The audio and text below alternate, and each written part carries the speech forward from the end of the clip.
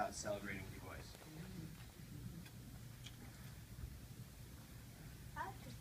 There's a lot to consider given the current political and economic climate. There's a lot of divisiveness within our nation right now. There's a lot of history that needs to be reflected on currently, what has happened in the past, and what we want to do with our future.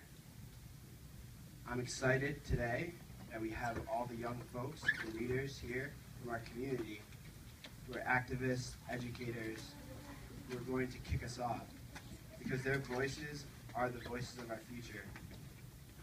And I take that to heart as a Pittsfield native, and the Berkshires is my home.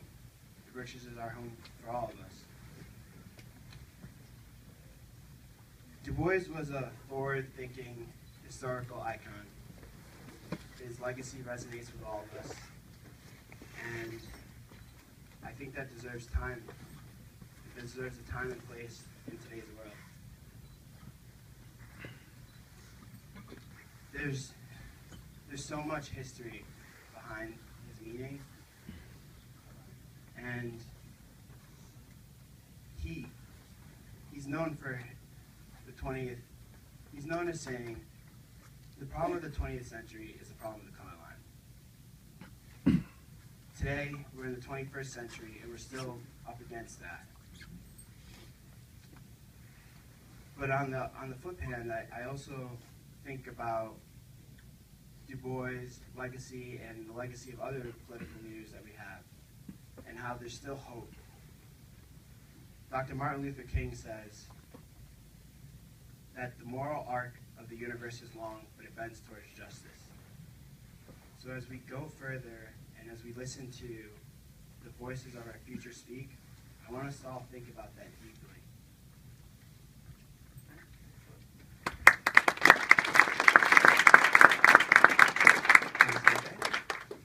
And I wanted to introduce myself. So I'm J.B. Van Zandt. Hello, everybody. And I wanted to introduce Stephanie Wright, who's been doing a lot with this as a program. So Stephanie, why don't you come on up?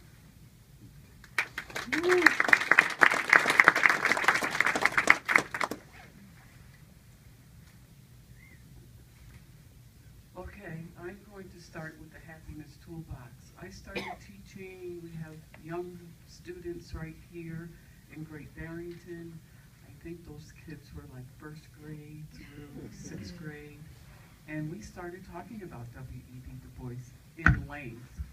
We looked at where he was born, we looked at what he did, where he went, and we talked a lot about the Crisis magazine. The children know about that. So they are a group of kids right here in Great Barrington, the little young ones, that can tell you quite a bit if you start to ask them. There was such a void with the children, because the older kids, if you ask them about W.E.B. Du Bois, they would say, I don't know who he is. And these were students right here in Great Barrington. So with Multicultural Bridge and Gwendolyn Van Zandt, we decided in the Happiness Toolbox to start those new kids right off. So, with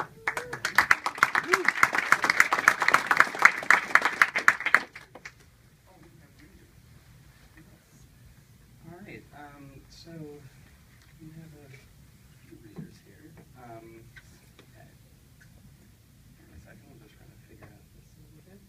Okay. So one of the things that happened with this project is that we gave a few different writing prompts. So the readers you'll hear from this afternoon have responded to these three prompts.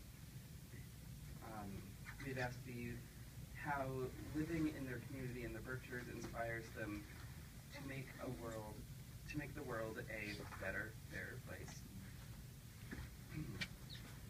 We have shared the values we will be celebrating during the 150th year: racial equality, civil rights, economic justice, and progressive education.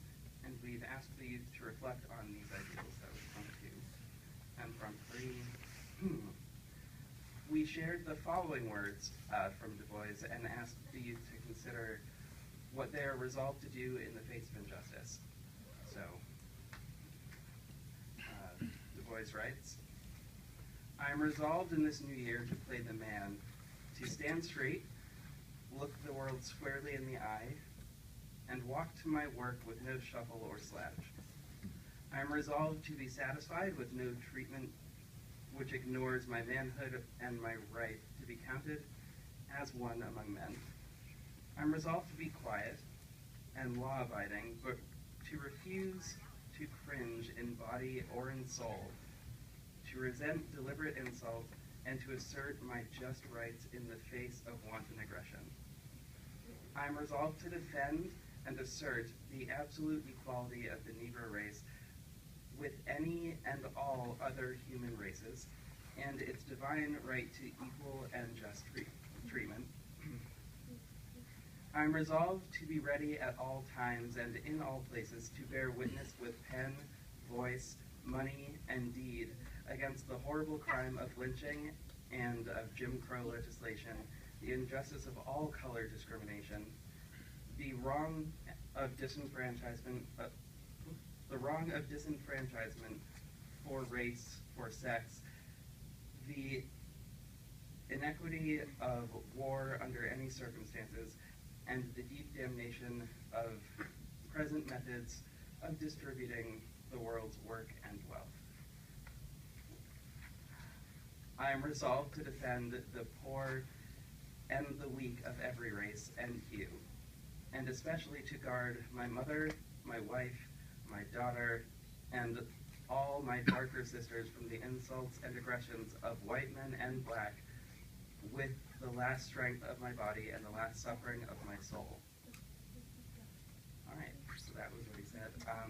We ask you all to listen closely to our young writers for justice and reflect on the values Du Bois represents. Consider the ways we are inspired by our community, and ultimately ask what we are resolved to do in the face of injustice.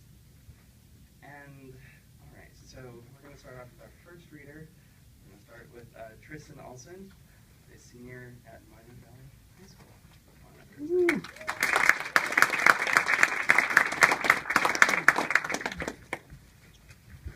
I'm actually going to be reciting a poem that Du Bois wrote called The Song of the Smoke. I am the Smoke King. I am black. I am swinging in the sky. I am ringing worlds awry. I am the thought of the throbbing mills. I am the soul of the soul toil kills. Wraith of the ripple of trading rills. Up I'm curling from the sod. I am whirling home to God. I am the Smoke King. I am black. I am the Smoke King. I am black. I am wreathing broken hearts. I am sheathing love's light darts. Inspiration of iron times, wetting the toil of toiling climes, shedding the blood of bloodless crimes. Lurid, lowering mid the blue, torrid, towering toward the true. I am the Smoke King. I am black. I am the Smoke King, I am black, I am darkening with song, I am hearkening to wrong. I will be black as blackness can, the blacker the mantle, the mightier the man. For blackness was ancient ere whiteness began. I am daubing God in night, I am swabbing hell in white. I am the Smoke King, I am black. I am the Smoke King, I am black, I am cursing ruddy morn, I am hearsing hearts unborn. Souls unto me are as stars in a night, I whiten my black men, I blacken my white. What's the hue of a hide to a man in his might? Hail, great, gritty, grimy hands, sweet Christ, pity toiling lands. I am the Smoke King, I am black. Wow.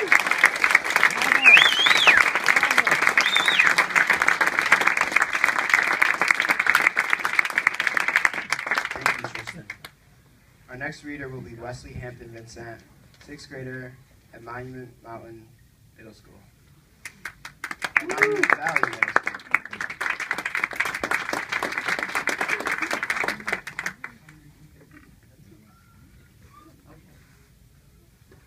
Now, he was one of my students in the summer camp. W.E.B. Du Bois was a powerful person who during his lifetime protested for people's civil rights in the world. Du Bois wanted people in the world, and especially in this country, to practice fairness. I learned at the Happiness Toolbox camp this past summer that this man was a powerful person who used his words to fight for justice. He was the first editor of the Crisis magazine, and he wrote many books. I also learned that he was born right here in Great Barrington, the same as me and my dad. In the face of injustice, I too want to defend people who are being treated unfairly.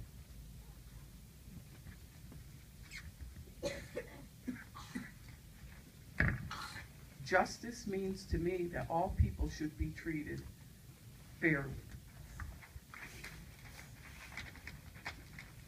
and with kindness. I am resolved to help and work for people in need of these two things and more, just as W.E.B. Du Bois did. In life, people who have been bullied, Du Bois wanted to make it stop, and so do I.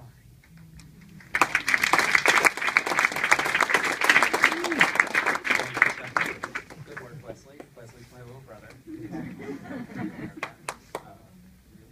Real proud moment just now. Okay. And our next reader is Kate Ruin, a 9th grader at Great Barrington Waldorf High School.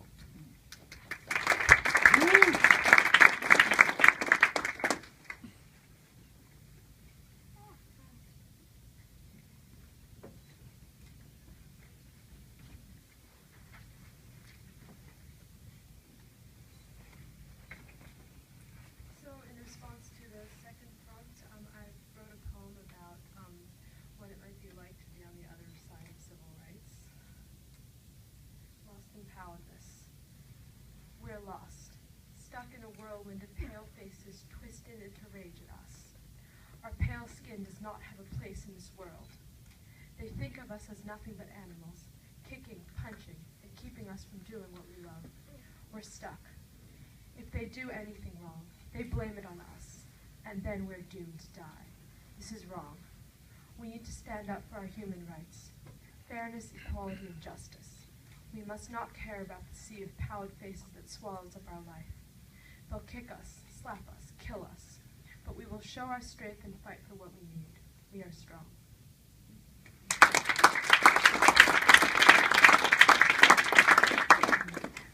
Thank you, Kate. Next reader, we have Noelia Salonetti, 6th grader at Montessori School in the Berkshires. Woo.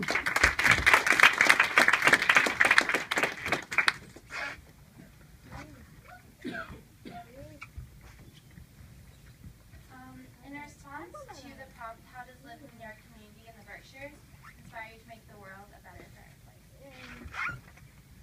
The Berkshires, this little world made of little towns and people with big dreams. Dreams of equality, freedom, belief, and diversity. There are people here who have led in the past or who will lead in the future. These people believe in the power of us, of we the people. W.E.B. Du Bois was one of these people. He's a leader in a small community and an activist throughout the world. By sticking to what he thought was right and by empowering others through his actions, he became the man he was in this community, in the community that you and I are a part of. I feel grateful to be surrounded by many of these people in my home, my school, and the dance program I attend. There are 3 places that create a community I cannot imagine living without. My home creates a community that wraps around me like a blanket of belief for our family's success. We run a small family farm that brings together people of all different backgrounds. It is magical to be in a family where seeing my parents' dreams come true means seeing community come together and embrace each other, regardless of race, belief, color, or gender. My school creates a community that empowers everyone to be themselves, while at the same time understand the power of teamwork. It offers opportunities to be a leader and to share your own beliefs. It shows us that being unique is a power, not something to be ashamed of. The dance and art school that I attend creates a community that is full of trust and respect for each other. Dance is an art that allows you to express yourself in a different way, which is something that I feel very grateful for. It offers an opportunity for me to be myself, to let go and define my power. We all need that power in ourselves because it allows us to see ourselves as leaders, decision makers, and believers. I am so thankful for these people that stand up for what they believe.